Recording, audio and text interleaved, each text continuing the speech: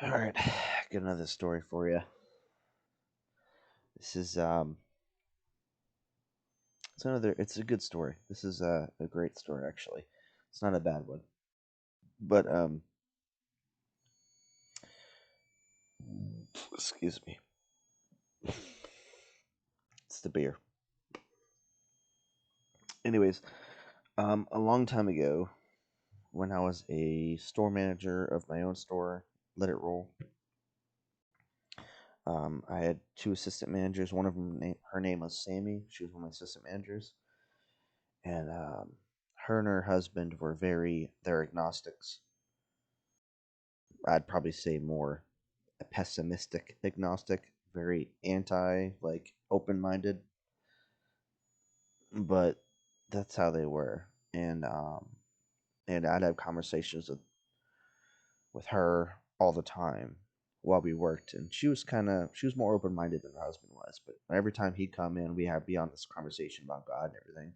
He'd always just be like, combatant, blah blah blah. You have no proof, no proof, no proof, blah blah blah blah blah. And he's one of those people that are like impossible to talk to because they just don't want to hear what you have to say. He was one of those guys. But back then, I had this regiment on my days off. Well, at least one day off a week that I would have the house to myself. I was single at the time, so I had all this extra time. So I would spend the morning. I'd read the Bible for like I don't know, maybe I don't know, however long I felt I need to read it for. Maybe 30 minutes, could be an hour, could be a little bit longer. I don't know. After that, I would put on worship music. I'd listen to worship music. I'd praise God. I'd get on my knees and I would lift my hands, just me and God, just me and Him. Um, and and I always and then I always felt His embrace, His love, and everything. And I had my time with Him. I'd pray before I read.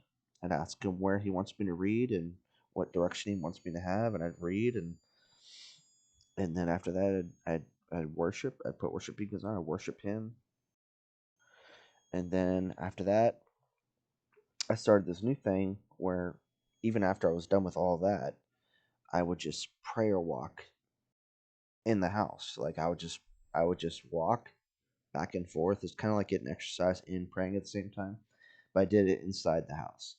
So I would just walk back and forth, and I would pray for whatever I felt He wanted me to pray for. I mean, I'd pray for the obvious things, health for my family, my siblings, my mother, my father, just anything that came to mind off the bat. Then once that was all over with, I would pray for whatever I felt He wanted me to pray for. And this day, I felt he told me to pray for. He told me to pray for people that want to know of Him but do not know of Him. And so I did. And I had no thoughts about obviously Sammy. I'm talking about the girl I talked about earlier. This was not even a thought. It's just what I felt immediately at the time. He said, "Pray for people that do not know me, but that want to know me." So that's what I did. I prayed for like I don't know, a solid 5-10 minutes, walking back and forth, and then I think the next day at work, Sammy tells me that her husband's going out of town and he's so anti God and everything, and she wanted to. She was interested in church and everything. She wanted to check it out. So my other assistant manager, my friend Mike, um, he's deceased. Rest in peace. Me and him were texting back and forth and kind of planting the seeds a little bit, trying to get her to into it. And sure enough, she said, "You know what? this Sunday we're going. I'm gonna go with you. I was all right. We'll go.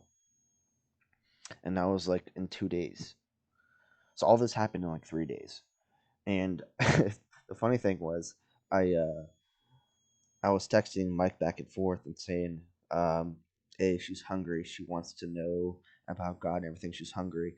And you know how you mistakenly send it to people on accident? Because I was texting her and him at the same time. I sent it to her. I was like, "Oops." I sent her that. I was like, "Oops, sorry about that.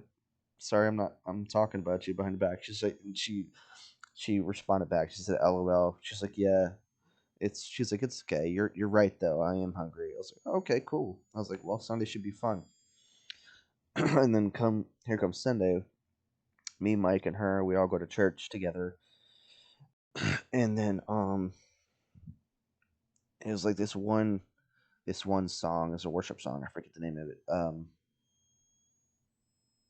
Uh, Worthy is the Lamb came on. Yeah, it was, Worthy is the Lamb, seated on the throne.